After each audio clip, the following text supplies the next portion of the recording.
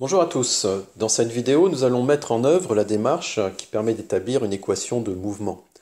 Or, nous avons vu par définition qu'une équation de mouvement était une équation différentielle obtenue, par exemple, en appliquant les théorèmes généraux, qui ne fait pas intervenir d'inconnu de liaison.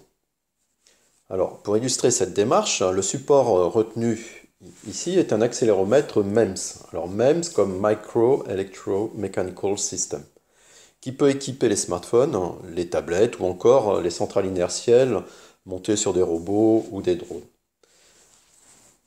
À l'écran, vous avez ici une photo de ce genre de composante, ce genre d'accéléromètre. Donc on est au niveau de la taille de l'ordre du dixième de millimètre pour ce genre de composant.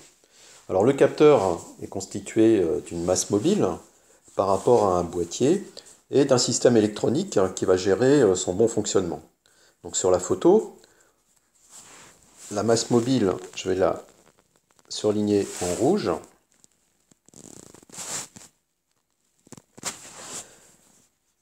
On aperçoit les ressorts qui vont maintenir en position cette masse mobile. Il y en a 4, ici, là, là et là.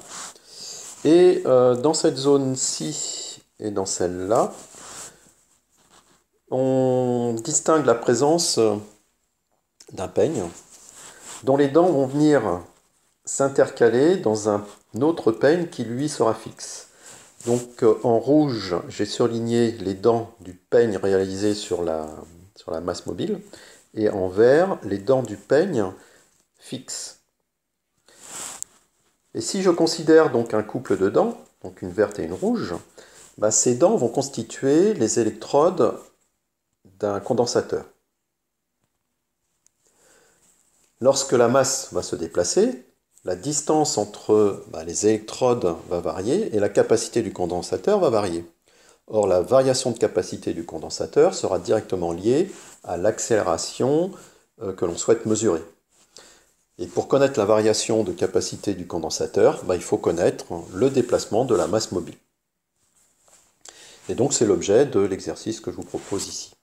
Donc établir l'équation différentielle qui décrit le mouvement de la masse mobile de l'accéléromètre. Alors le modèle retenu pour cet accéléromètre est tout simplement un modèle masse-ressort-amortisseur. On reconnaît ici donc la masse mobile de centre C. Cette masse mobile est maintenue en position par rapport au boîtier par l'intermédiaire de deux ressorts. Nous allons prendre en compte un modèle de frottement visqueux, matérialisé ici par ces deux amortisseurs. Nous allons considérer que la liaison entre la masselotte et le boîtier est une liaison appui-plan, parfaite.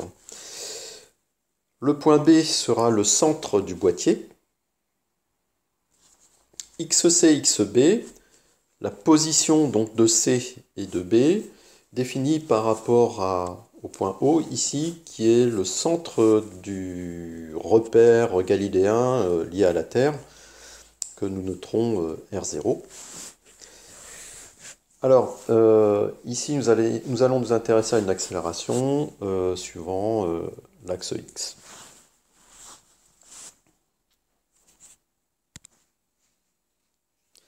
Alors, récapitulons un petit peu les éléments nécessaires à la détermination de cette équation. Donc, on va se limiter au fonctionnement suivant l'axe X. Petit m, ce sera la masse de la masse mobile. Le boîtier de l'accéléromètre se déplace par rapport donc, à un référentiel terrestre supposé galiléen, on notera R0. Son accélération va s'écrire petit a, porté par x. B est le centre du boîtier, tel que OB est égal à xbx. C est le centre de la masse mobile, tel que OC est égal à xcx. On effectuera un changement de variable et on posera donc grand X égal à xb moins xc. Si bien que à l'équilibre, x est égal à 0. Donc à l'équilibre, bien sûr, c'est sous-entendu en absence de mouvement ou bien dans le cadre d'une translation uniforme. Maintenant, effectuons un petit bilan des actions mécaniques en jeu ici. On va considérer les actions mécaniques extérieures à la masse mobile. Et donc, cette masse est soumise à l'action de deux ressorts, R1 et R2, qui sont identiques, à l'action de deux amortisseurs, eux aussi identiques, A1 et A2, à l'action de la pesanteur et à l'action du boîtier par le biais donc d'une liaison appui-plan parfaite. Alors la stratégie ici pour établir cette équation à mettre en œuvre consiste à isoler la masselotte, donc la masse mobile, et ensuite à appliquer le théorème de la résultante en projection sur l'axe X. Ce qui nous amène à l'équation suivante. La résultante de l'action mécanique des deux ressorts en projection sur X plus la résultante des actions mécaniques développées par les amortisseurs sur la masse mobile en projection sur X, plus la résultante développée par l'action de la pesanteur sur la masse mobile en projection sur X, plus la résultante de l'action développée par le boîtier sur M en projection sur X, est égal, alors attention ici, au produit de la masse mobile par son accélération x c, qui n'est pas petit a, l'accélération du boîtier. Donc attention ici, à prendre en considération l'accélération de la masse.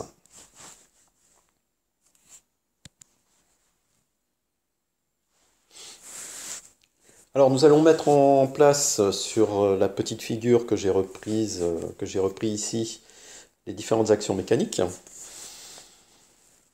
Donc on va supposer que l'accéléromètre subit une accélération positive suivant l'axe X. À ce moment-là, la masselotte va reculer dans le boîtier. Donc le ressort qui se situe à droite de la masselotte va s'étirer. Il va avoir tendance à tirer donc, la masselotte vers la droite. Le ressort qui se situe à gauche, lui, va se comprimer et donc va avoir tendance à pousser la masselotte vers la droite.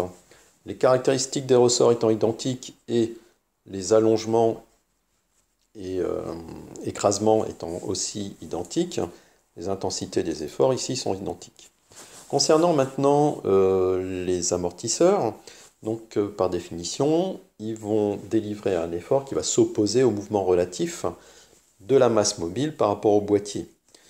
Donc si je considère l'amortisseur de gauche, il va développer un effort orienté vers la droite, puisque la masselotte va avoir tendance à reculer dans le boîtier, à se déplacer donc vers la gauche.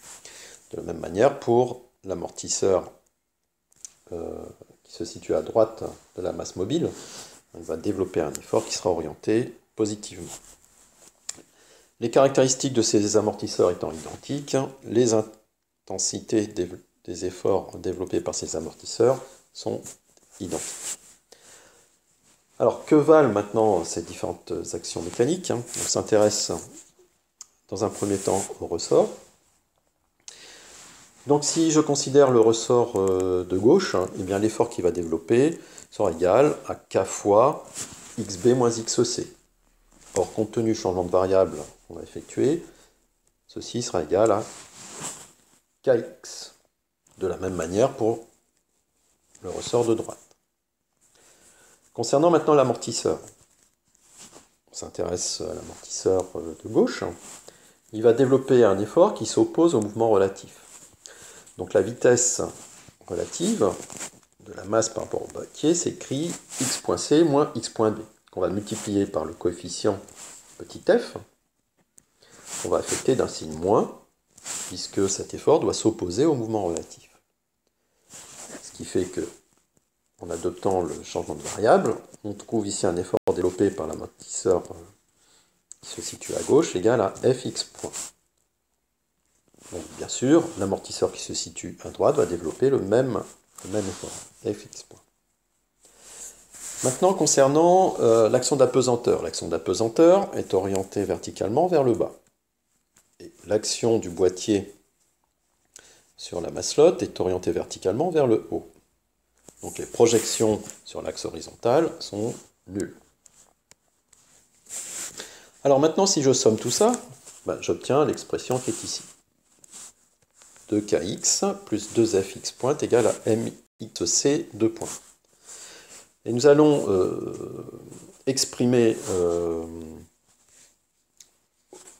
nous allons donner donc une relation faisant intervenir l'accélération petit a du boîtier. Pour ce faire, on va utiliser donc le changement de variable. On a x qui est égal à xb moins xc, c'est-à-dire x2 point c qui est égal à x2 point b moins x2 point, que je réinjecte dans l'expression suivante. Et on obtient ainsi mx2 point plus 2f x point plus 2kx est égal à mx2 point, c'est-à-dire m fois a.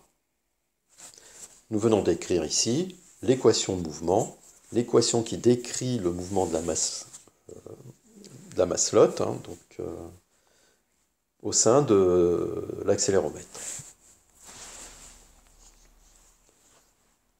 Bon, cette équation peut s'écrire sous une autre forme, en divisant tout par m par exemple. Nous obtiendrons donc x2 point plus 2f sur mx point plus 2k sur mx est égal à a.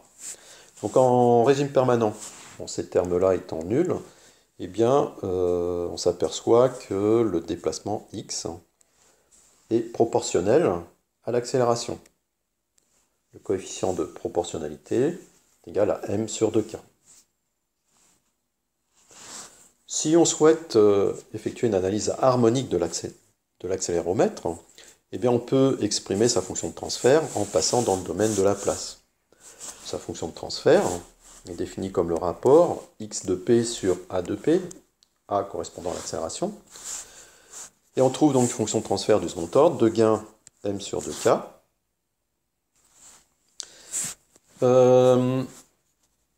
Ici, le terme 1 sur oméga 0 carré, qui est égal à m sur 2k, qui permet donc d'extraire la pulsation propre de l'accéléromètre.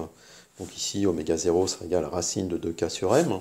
Et puis ce terme-là, f sur k, qui est 2xi sur oméga 0, qui permet d'extraire le coefficient d'amortissement.